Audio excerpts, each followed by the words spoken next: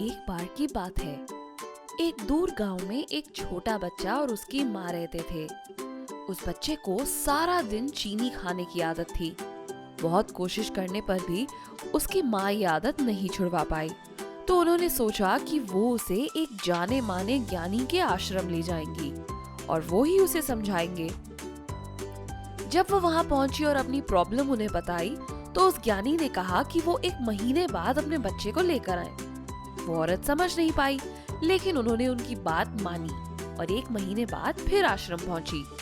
तब उस ज्ञानी ने उस बच्चे को समझाया और उसकी ये आदत छुड़वा दी।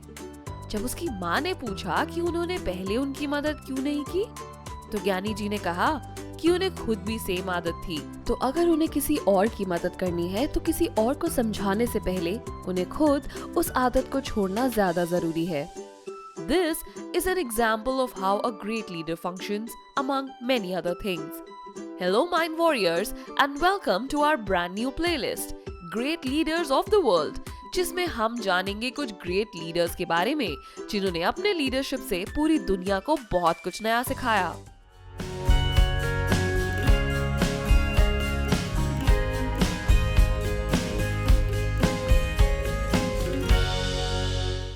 आज हम जिस लीडर की बात करने वाले हैं, उनका जन्म 2 अक्टूबर 1869 को गुजरात के एक छोटे से शहर पोरबंदर में हुआ था। मानो या नहीं, इनकी तस्वीर हर हिंदुस्तानी के वॉलेट में मिलेगी, क्योंकि उस स्पेशल तस्वीरों वाले नोटों के बगैर किसी का काम नहीं चलता। जी हाँ, हम महात्मा गांधी की ही बात कर रहे हैं। आज शायद ही कोई ऐसा होगा जो उनके बारे में ना जानता हो। एक lawyer, politician, social activist, and a writer who became one of the greatest leaders of the world. Mohandas Karamchand Gandhi, as was his birth name, he was the youngest child of Karamchand Gandhi's 4th wife, Putli Bai. Karamchand Gandhi was the Diwan of Porbandar, यानी आज की भाषा में कहें तो almost chief minister. उनकी इच्छा थी कि उनका बेटा पढ़ लिखकर गवर्नमेंट ऑफिसर बने, इसलिए गांधी जी को बचपन में ही राजकोट के एक प्राइमरी स्कूल में भर्ती करवा दिया गया था, जहां उन्होंने मिट्टी पर अक्षर लिखकर पढ़ना लिखना सीखा। क्या आपको पता है, गांधी जी की शादी 13 साल की उम्र में ही हो गई थी। उस जमाने में कम उम्र में शादी होना बहुत कॉमन हुआ करता था। But in spite of that, he continued his education and at the age of 18, he left for University College, London to study law. Gandhi ji 22 साल के थे जब वो लंदन से इंडिया लॉयर बनकर वापस लौटे। करीब 2 साल तक उन्होंने इंडिया में ही लॉ प्रैक्टिस करने की कोशिश की, लेकिन बॉम्बे में एक ट्रायल के दौरान उन्हें लगा कि इंडियन लॉ के बारे में उन्हें शायद ज्यादा जानकारी नहीं है। फिर 1893 में गांधी जी के एक दूर के रिश्तेदार को साउथ अफ्रीका में लॉयर की जरूरत पड़ी और उन्होंने गांधी जी को वहाँ नौकरी पर रख लिया।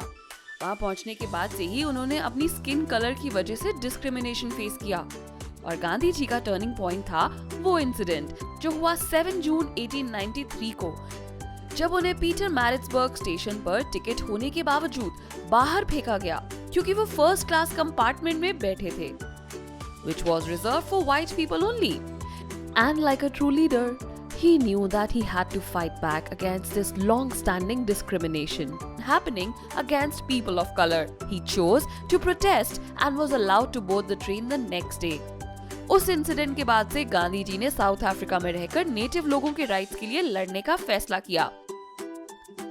He spent 22 years in the country where he continued to protest for voting rights, equal pay and equal taxes for all. इसके चलते कई बार उन्हें जेल भी जाना पड़ा, लेकिन लोगों का सपोर्ट हमेशा उनके साथ बना रहा। In 1917, after his return to India, he became aware of the problems that indigo farmers were facing in many states. He learned that these poor farmers were forced to grow indigo and sell the produce at cheap rates while still paying higher taxes. Those who resisted were tortured. ऐसे ही एक Indigo farmer Rajkumar Shukla ji के बुलाने पर गांधी जी बिहार पहुंचे और वहां से शुरू हुआ चंपारण सत्याग्रह। गांधी जी की मदद से फार्मर्स ने नॉन वायलेंट प्रोटेस्ट के साथ चंपारण सत्याग्रह में जीत हासिल की। इस दौरान उन्हें लोगों को भड़काने के जुर्म में जेल भी जाना पड़ा, पर वो लीडर ही क्या जो सही के लिए लड़ न सके। 1918 में खेड़ा सत्याग्रह में गांधी जी ने किसानों को टैक्स माफ करवाया और फिर 1919 में खिलाफत मूवमेंट के जरिए उन्होंने ऑटोमन में इस्लाम के खलीफा को रिस्टोर करवाया, जिसकी वजह से वो ऑल इंडिया मुस्लिम कॉन्फ्रेंस के एक अहम स्पोक्सपर्सन बने। गांधी जी के इसी विचारधारा के चलते उनके साथ और लोग जुड़ने लगे, जिसके सहारे उन्होंने फिर 1920 में नॉन कोऑपरेशन मूवमेंट चालू किया, जहां इंडियन नेशनल कांग्रेस के सपोर्ट से उन्होंने ब्रिटिश रिफॉर्म्स हटवा दिए और लोगों को ब्रिटिश गुड्स और सर्विसेज को बॉयकॉट करने को कहा। इससे ईस्ट इंडिया कंपनी को काफी नुकसान हुआ। गांधी जी के द्वारा आजादी और लोगों के लिए उठाए हुए हर कदम पर उन्हें कई बार जेल भी जाना पड़ा और ब्रिटिश सरकार द्वारा काफी टॉर्चर भी झेलना पड़ा। लेकिन इसके बावजूद भी गांधी जी नहीं रुके और 1930 में उन्होंने एक और अहम आंदोलन किया, जिसे हम डांडी मार्च के नाम से भी जानते हैं। Mahatma Gandhi ji and his 80 companions walked 10 miles a day for 24 days from Sabarmati आश्रम to डांडी। इस बीच हजारों लोग उनके साथ जुड़े और लॉ के खिलाफ जाकर समुद्र के पानी से नमक बनाना शुरू कर दिया। इसके बाद सेकेंड वर्ल्ड वॉर के दौरान जब अंग्रेजों ने इंडियन सोल्जर्स को जंग में भेजना चाहा, तो गांधी जी ने अपना आखिरी आंदोलन क्विट इंडिया मूवमेंट शुरू किया। Gandhi ji protested against sending Indian soldiers to war and clearly told the Britishers that they will not receive any help from Indians। अंग्रेज जानते थे कि अब उनका समय इंडिया में खत्म होने वाला है, and they finally left after 5 years of the Quit India movement, that is on 15th August 1947। Gandhi ji अपनी पूरी जिंदगी अपने बनाए हुए सिद्धांतों पर चले।